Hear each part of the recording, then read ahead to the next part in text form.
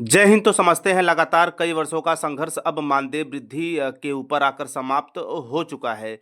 जल्द ही सभी सामान्य शिक्षा मित्रों का जो बढ़ा हुआ मानदेय है वो आपके वेतन में लागू होगा और इसके संबंध में लगातार सरकार काम कर रही है। इसी क्रम में यदि ऑफिशियल इस सप्ताह में देखा जाए तो मानदेय वृद्धि को लेकर कई सारी अपडेट्स स्पेशली विभाग की तरफ से निकल के आ रही हैं, जिनका कि सटीक विश्लेषण व प्रमाणिक तथ्यों के आधार पर मैं आप लोगों के समक्ष महत्वपूर्ण जानकारियां रखने वाला हूं।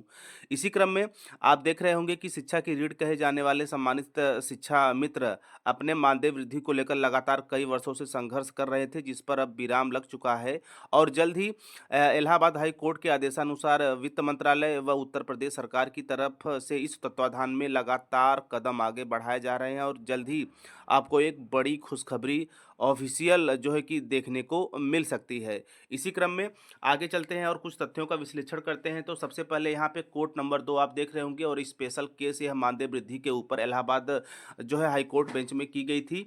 तो देखिए जो है कि यहाँ पे एप्लीकेशन सिविल नंबर 7048 के अंतर्गत आप देख सकते हैं। और यदि एप्लीकेंट की बात की जाए तो विवेकानंद और अपोजिट पार्टी की बात की जाए तो एमकेएस जो है कि संद्रम एंड 3 अदर्स। इसके साथ साथ यदि यहाँ पे पीयूष अग्रवाल जो है कि मुख्य न्यायाधीश के जो है कि पीठ में इस महत्वपूर्ण केस की सुनवाई हुई है और इसके ऑर्डर डेट के रूप में 13/11/2024 को जो है कि ऑर्डर भी पारित हुआ है। इसी क्रम में यदि विश्लेषण इस केस का किया जाए तो इससे एक चीज स्पष्ट होती है कि शिक्षा मित्रों को सम्मानजनक गुजारा भत्ता नहीं देने संबंधी अवमानना याचिका पर आज होगी सुनवाई, यानी कि वह जो डेट आज से 2 से 3 दिन बाद जो सुनवाई हुई थी उसकी बात हो रही है। इसी क्रम में यदि देखा जाए इस जो है कि जो केस हुई थी इलाहाबाद कोर्ट में, इसके निचोड़ के रूप में तो हाई कोर्ट में शिक्षा मित्रों को सम्मानजनक गुजारा भत्ता न देने के संबंधी अवमानना याचिका पर बृहस्पतिवार को सुनवाई होगी। न्यायमूर्ति पीयूष अग्रवाल की अदालत वाराणसी के विवेकानंद की अवमानना याचिका पर सुनवाई कर रही है। याचिका के अधिवक्ता सत्येंद्र चंद्र त्रिपाठी ने बताया कि 2023 में शिक्षा मित्रों को समान कार्य के समान वेतन की मांग करते हुए एक याचिका दाखिल की गई थी। याचिका निस्तारित करते हुए न्यायालय ने कहा था कि शिक्षा मित्रों का भुगतान की जाने वाली मानदेय राशि न्यूनतम है। राज्य को निर्देश दिया था कि एक समिति का गठन किया जाए, वित्तीय इंडेक्स के अनुसार जीवन जीने के लिए एक सम्मानजनक मानदेय निर्धारित किया जाए। इस आदेश का पालन नहीं किए जाने पर अवमानना याचिका दाखिल की गई थी और इसके संबंध में यदि देखा जाए तो अभी लगभग जो है कि इस वर्ष के प्रारंभ में ही कमेटी का गठन किया गया था सम्मान शिक्षा मित्रों के सम्मानजनक वेतनमान वृद्धि के लिए। तो ये रहा जो इलाहाबाद हाई कोर्ट की तरफ से स्पेशली जो अवमानना केस जो है दायर की गई थी उसके सुनवाई के संबंध में। और यदि आगे चलते हैं और आज और कल के यदि न्यूज़ का विश्लेषण आप करेंगे तो वहाँ पे आप पाएंगे कि 1.5 लाख शिक्षा मित्रों का मानदेय बढ़ाएगी सरकार। और इसी क्रम में आज के भी डेट में जो है कि मानदेय वृद्धि पर लग सकती है मुहर, जैसे महत्वपूर्ण जो है कि आर्टिकल के साथ जो है कि न्यूज़ मेंशन की गई है।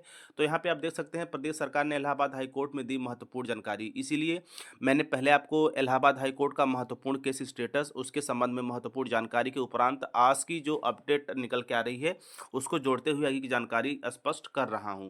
तो देखिए यदि इसका विश्लेषण किया जाए तो यहाँ पे देखिए प्रदेश के परिषदीय विद्यालयों में काम कर रहे 1.5 लाख शिक्षा मित्रों का मानदेय सरकार बढ़ा सकती है। राज्य सरकार की ओर से वित्त विभाग को इस संबंध में पत्र भेजा गया है। इलाहाबाद हाई कोर्ट में शिक्षा मित्रों को सम्मानजनक मानदेय दिए जाने को लेकर दाखिल अवमानना याचिका पर सरकार की ओर से यह जानकारी दी गई है। मंगलवार को सुनवाई के दौरान राज्य के वकील ने कोर्ट को बताया कि लगभग 1,50,000 शिक्षा मित्रों के मानदेय वृद्धि से सरकार खजाने पर काफी भार पड़ेगा, इसलिए वित्त विभाग की सहमति के लिए रिपोर्ट भेजी गई है। वाराणसी के विवेकानंद की अवमानना याचिका पर न्यायमूर्ति पीयूष अग्रवाल की पीठ सुनवाई कर रही है। याचिका के अधिवक्ता सत्येंद्र चंद्र त्रिपाठी ने बताया कि 2023 में शिक्षा मित्रों को समान कार्य के समान वेतन की मांग करते हुए एक याचिका दाखिल की गई थी।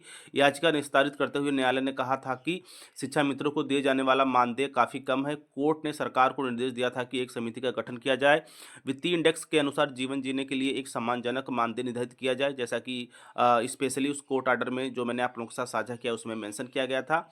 इसके साथ साथ 12 जनवरी 2024 के आदेश के अनुपालन में शिक्षा निदेशक की अध्यक्षता में एक उच्च स्तरीय समिति बनाई गई थी। समिति ने रिपोर्ट सरकार को 9 अगस्त 2024 को सौंप दी है। वित्तीय बोझ को देखते हुए वित्त विभाग की रिपोर्ट भेजी गई है। तो ये रहा पूरा ओवरऑल सामान्य शिक्षा मित्रों के मानदेय वृद्धि पर एक महत्वपूर्ण फैसला।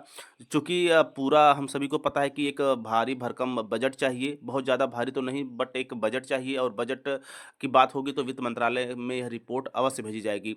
वहाँ से हरी झंडी मिलते ही आप लोग लोग का कितना वेतनमान तय होता है, यह भी स्पष्ट हो जाएगा। क्योंकि यदि वर्तमान समय में देखा जाए तो 10,000 रुपये प्रति माह, वह भी केवल और केवल 12 महीने के बजाय 11 माह का दिया जाता है। और इसी क्रम में यह आगे देखना काफ़ी निर्णायक होगा या फिर काफ़ी महत्वपूर्ण होगा कि अब बढ़े हुए वेतनमान के साथ प्रति माह कितनी सैलरी बैठती है। ऐसे में यदि समान काम समान वेतन की बात की जाए तो वर्तमान समय में आप देख रहे होंगे सामान्य शिक्षा मित्रों के समकक्ष जो सहायक अध्यापक हैं, यदि उनके समकक्ष देखा जाए तो उत्तर प्रदेश में एक अच्छा खासा पेमेंट बैठेगी।